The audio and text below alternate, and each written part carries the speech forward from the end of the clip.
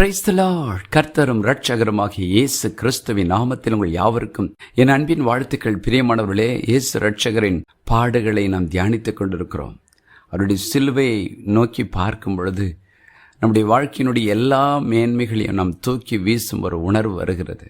பாருங்கள், நாம் கேட்ட பாடலின்படி இந்த விந்தை அன்புக்கேடாய் நான் என்னத்தை செலுத்த முடியும்? இந்த அன்பை என்னால் புரிந்து கொள்ளவே முடியவில்லையே. நாம் பாவிகளாய் இருக்கும் பொழுது ஜீவனை கொடுக்கும் வந்த அந்த அன்புக்கேடா என்னையே கொடுக்கிறேன் என்று ஒரு அர்த்த புஷ்டியுள்ள பாடலை நாம் கேட்டோம். கர்த்தருடைய வார்த்தை சொல்கிறது, கலாத்தியருக்கு எழுதின நிருபம் 6ஆம் அதிகாரம் 14ஆம் வசனத்தில், நானும் நம்முடைய கர்த்தராகிய இயேசு கிறிஸ்துவின் சிலுவையை குறித்து அல்லாமல் வேறொன்றையும் குறித்து மேன்மை பாராட்டதிருப்பேனாக. அவரால் உலகம் எனக்கு சிலுவையில் அறையுண்டிருக்கிறது, நானும் உலகத்திற்கு சிலுவையில் அறையுண்டிருக்கிறேன். Galatians 6:14. But God forbid that I should boast except in the cross of our Lord Jesus Christ, by whom the world has been crucified to me and I to the world. பிரியமானவர்களே, நாம் மேன்மை பாராட்ட ஒரே ஒரு காரியம் உண்டு, அதுதான் இயேசு கிறிஸ்துவின் சிலுவை. அவர் எல்லாவற்றையும் வெறுத்து சிலுவையை எடுத்து இரத்தத்தை சிந்தி ஜீவனை கொடுத்து ஒரு பெரிய வெற்றியை நமக்கு கொடுத்திருக்கிறார். ஆகவே இந்த வாழ்க்கையினுடைய எல்லா உயர்வுக்கும் காரணம் இயேசு கிறிஸ்துவின் பாடுகள், மரணம்.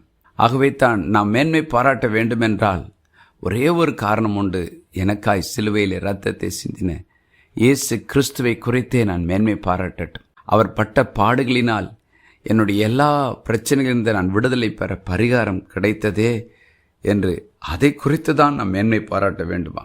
அநேக நேரங்களில் நாம் மேன்மை பாராட்ட நமக்கு பல காரணங்கள் இருக்கலாம். நமக்கு இருக்கக்கூடிய பல ஆசீர்வாதங்கள், திறமைகள், தாளந்துகள், பொறுப்புகள், உறவுகள் நமக்கு மேன்மை பாராட்ட நம்மை சொல்லலாம். ஆனால் நாம் மேன்மை பாராட்ட வேண்டியது ஒன்றே ஒன்று, இயேசு இரட்சகர் மட்டும் சிலுவைக்கு செல்லாதிருந்தால் நான் பாவங்கள் மன்னிக்கப்பட்டவனாய், வியாதிகள் சுகமாக்கப்பட்டவனாய், ஆசீர்வதிக்கப்பட்டவனாய், விண்ணகத்துக்குரியவனாய் மாறியிருக்க முடியாது. ஆகவே நான் மேன்மை பாராட்ட ஒரு காரணம் உண்டென்றால் அது இயேசுவின் சிலுவை மரணம் என்று சொல்லி எப்பொழுதும் அந்த சிலுவை குறித்தே நாம் மேன்மை பாராட்ட நம்மை ஒப்பு கொடுப்போமா? ஜெபம் பண்ணுவோம்.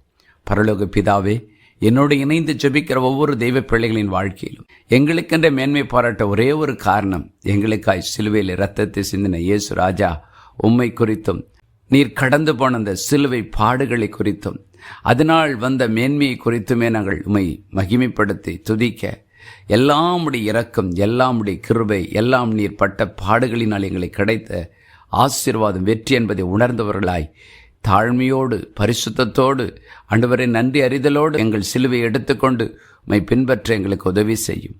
இயேசுவின் நாமத்தில் பிதாவே, ஆமென்.